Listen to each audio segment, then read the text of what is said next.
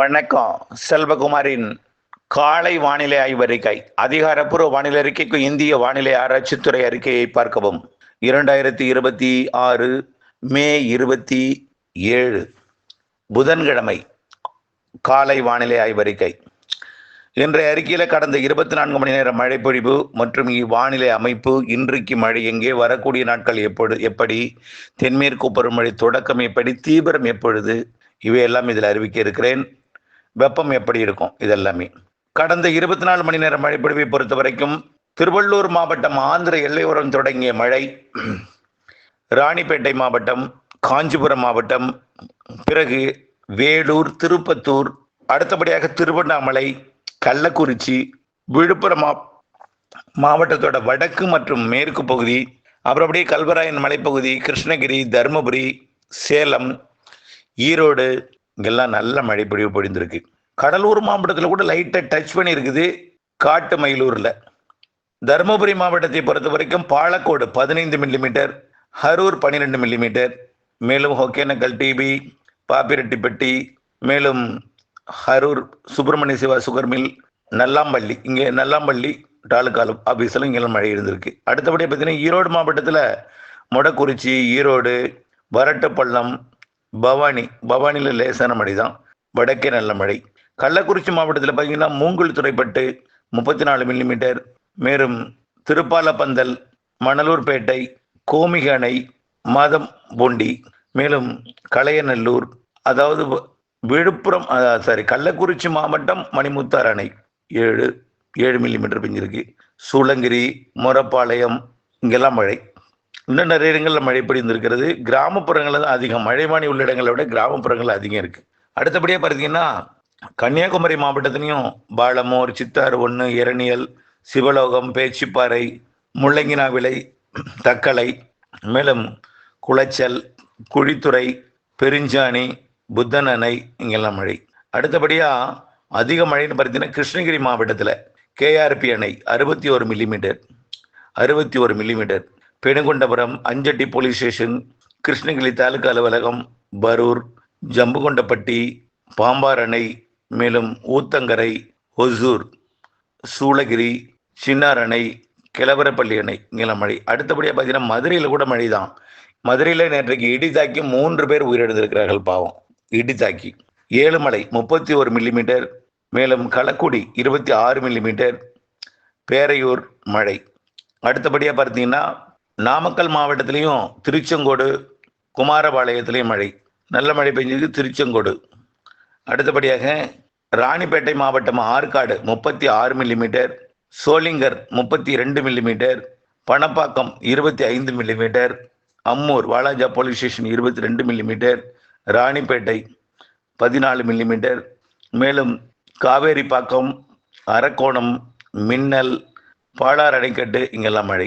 அடுத்தபடியாக சேலம் மாவட்டத்தில் மேட்டூர், கரியகோவில் அணை, டேனிஷ்பேட்டை, தம்மம்பட்டி, சேலம், ஓமலூர், ஏற்காடு, ஆனைமடுவு அணை, இதெல்லாம் மழை. அடுத்தபடியாக பார்த்தீங்கன்னா தேனி மாவட்டத்தில் கொஞ்சம் தேக்கடியில் மழை, உள்ளே வரல. கர்நாடக எல்லையோரம் தான் வலுவாக இருக்குன்னு சொல்லியிருந்தோம், அதே போல் பெய்திருக்கு. திருநெல்வேலி மாவட்டத்திலையும் கொஞ்சம் 4 முக்கு, ஊத்து, காக்காச்சில், மாஞ்சோலையில் மழை பொழிந்திருக்கு. அடுத்தபடியாக திருப்பத்தூர் மாவட்டம் ஆம்பூர் 26 மில்லிமீட்டர், வடபுதுப்பட்டு 15 மில்லிமீட்டர், வாணியம்பாடி, திருப்பத்தூர் மற்றும் ஆலங்காயம், நாட்ராம்பள்ளி மழை. அடுத்தபடியாக திருவள்ளூர் மாவட்டம் RK Pettai 34 millimetre, Uthukottai 25 millimetre, Poondi 15 millimetre, Thiruvalangadu 14 millimetre, Tiruttani 13 millimetre. இங்கே தான் ஆரம்பிச்சது மழை. அதிகபட்ச மழை கிருஷ்ணகிரியில் 6 சென்டிமீட்டர் பெஞ்சிருக்கா, திருவண்ணாமலையில் 8 சென்டிமீட்டர் பெஞ்சிருக்கு. திருவண்ணாமலை மாவட்டம் கீழ்பெண்ணாத்தூர் 81 மில்லிமீட்டர், மேலும் தண்டராம்பட்டு 65 மில்லிமீட்டர், செங்கம் 39 மில்லிமீட்டர், கிட்டத்தட்ட 4 சென்டிமீட்டர் பெஞ்சிருக்கு. திருவண்ணாமலையிலேயே 30 millimetre, 3 centimetre. அடுத்தது ஜமுனாமாத்தூர் 18 millimetre, Arani 16 millimetre, Kalasapakkam 13 millimetre, Polur, இங்கெல்லாம் மழை. வேலூர் மாவட்டத்தில் பார்த்தீங்கன்னா பொன்னையார் அணைக்கட்டு 33 மில்லிமீட்டர், வேலூர் 12 மில்லிமீட்டர், அம்முண்டி மற்றும் குடியாத்தம் மழை. மேலாளத்தூர் மழை தான், நல்ல மழை பெய்திருக்கு. அடுத்தபடியாக விழுப்புரம் மாவட்டத்தில் வலத்தில மழை, வலத்தி, அவலூர்பேட்டை, செம்மேடு. அடுத்தபடியாக விருதுநகர் மாவட்டத்தில் பெரியார் அணைக்கட்டில் 23 மில்லிமீட்டர் பெய்யுது. 24 மில்லிமீட்டர் வத்ரா இருப்பு மற்றும் அருப்புக்கோட்டையில் கொஞ்சம் மழை. அடுத்தபடி இன்றைக்கு எப்படின்னு பார்ப்போம். இன்றைக்கும் ஆந்திர கர்நாடக எல்லையோர மாவட்டங்களில் மழை பொழிவு தொடங்கும். இன்றைக்கு பெங்களூருக்கு கனமழை இருக்கு. அதாவது ஆந்திர எல்லையோரம் நேற்றைக்கு எப்படி ஊத்துக்கோட்டை பகுதியிலேருந்து ஆந்திர பகுதியிலேருந்து வந்து ஊத்துக்கோட்டை வந்து ஈரோடு வரைக்கும் பொழிந்ததோ இதே போல இன்றைக்கும் மழை இருக்கு. இதே பகுதியில் தான் இன்னைக்கு தென் மாவட்டங்களில் நேற்று போல ஒரு சில இடங்கள் இருக்கும், மதுரையில் பெய்தது போல. ஆனால் இடி மின்னல் கூடுதலாக இருக்கும். நாளைக்கு இன்றைய விட பரப்பில் கொஞ்சம் கூடுதலாக இருக்கும். தென் மாவட்டங்களில் கொஞ்சம் பரப்பில் கூடுதலாக இருக்கும். வடவுள் மாவட்ட பகுதிகளில் ஈரோடு அதே போல் வழக்கமாக பெய்யக்கூடிய இடம்தான் சேலம், நாமக்கல் வடக்க நாமக்கலுக்கு வடக்க கர்நாடக எல்லையோர ஆந்திர எல்லையோர மாவட்டங்கள் மற்றும் வடவுள் மாவட்ட பகுதிகளில் நாளை இன்றைய விட கூடுதல் பரப்பில் பெய்யும் மழை. அதாவது எல்லாமே வெயிலுக்கு பின் தான். வெயில் கொஞ்சம் கூடுதலாக தான் இருக்கும். 3ஆம் தேதி வரைக்கும் வெயில் இருக்கும். தென்மேற்கு பருவமழை பொறுத்த வரைக்கும் 28ஆம் தேதி தொடங்கும்னு எதிர்பார்த்துருக்கோம். இன்னைக்கு 27. ஆனால் அது தொடங்கினாலும் பெரிய அளவிலே மழை இருக்காது. காற்று தான் 28ஆம் தேதி தொடங்கும். தென்மேற்கு பருவ காற்று சும்மா லேசான மழையாக கேரளாவில் பொழியும். முழுமையான வலிமையான மழை ஒரு குறிப்பிட்ட அளவு ஒரு மழைப்பொழிவு இருந்தால்தான் அது தென்மேற்கு பருவமழை தொடங்கிவிட்டு தான் இந்திய வானிலை ஆய்வு அறிவிப்பாங்க. ஆனால் இப்பொழுது வரைக்கும் தென்மேற்கு பருவமழை அரபிக்கடலை நெருங்கிடுச்சு. குமரிக்கடலோட இருக்கு. குமரி முனையையும் கேரளாவையும் தொடும் அந்த ஒரு மதில் மேல் பூனையாக இருந்து கொண்டிருக்கு.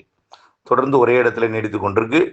அரபிக்கடலோட தெற்கு ஓரத்துல நிலநடுக்கோட்டை இந்திய பெருங்கடல் மற்றும் குமரிக்கடலோட தெற்கு பகுதி, இன்னும் குமரி முனை கொல்லங்கோடு இந்த பகுதிக்கு தொடங்குறதுக்கு ரெடியே நிக்கி ஒரு நல்ல தொடங்கிடும். ஆனால் 4ஆம் தேதியில தான் ஃபோர்ஸ். நல்ல ஒரு வலிமையான மழைனா 10ஆம் தேதிக்கு மேலே, ரொம்ப ஸ்ட்ராங்னா 15ஆம் தேதிக்கு மேலே, அதை விட ஸ்ட்ராங்னா மாத இறுதி, ஜூன் இறுதி, ஜூலை நல்ல ஒரு ஸ்ட்ராங். அதை பற்றி கவலைப்படாதீங்க. தாமதம் அடையுது, வெயில் அதிகமாக இருக்கு, ஓஹோ இப்போ வெயில் இப்படி வெயில் அடிக்குது, அவங்க சொன்னதெல்லாம் இந்த சூப்பர் எலினோங்கிறது உண்மைதானோ, அப்போது ஜூனே தொடங்கும் போது இப்படி வெயில் கொளுத்துதே, எல்லாம் இருக்கும். எல்லாம் படிப்படியாக விளங்கிடும். 3ஆம் தேதிக்கு பிறகு விலகும். நம்ம ஏற்கனவே சொன்னோம்.